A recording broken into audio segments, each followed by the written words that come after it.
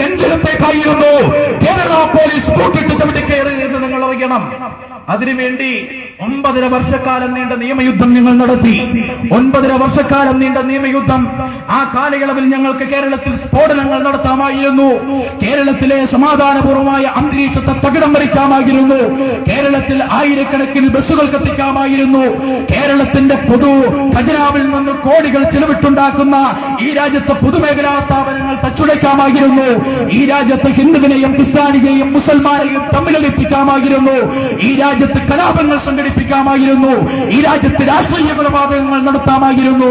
ഇതൊന്നും ഞങ്ങൾ ചെയ്തില്ല. ഇതൊന്നും ഞങ്ങൾ ചെയ്യാതിരുന്നത് ഇതിനൊന്നും ഞങ്ങൾക്ക് അറിയില്ലാത്തത് കൊണ്ടല്ല. ഈ രാജ്യത്തിന്റെ മണ്ണിൽ വർഗീയ കലാപങ്ങൾ കൊണ്ട് രാജ്യത്തിന്റെ മഹിതമായ പാരമ്പര്യത്തിന്റെ മേൽ ബലാത്കാരം നടത്താൻ അത്തരമൊരു സംസ്കാരം ഞങ്ങൾ പഠിച്ചിട്ടില്ലാത്തത് കൊണ്ടാണ്.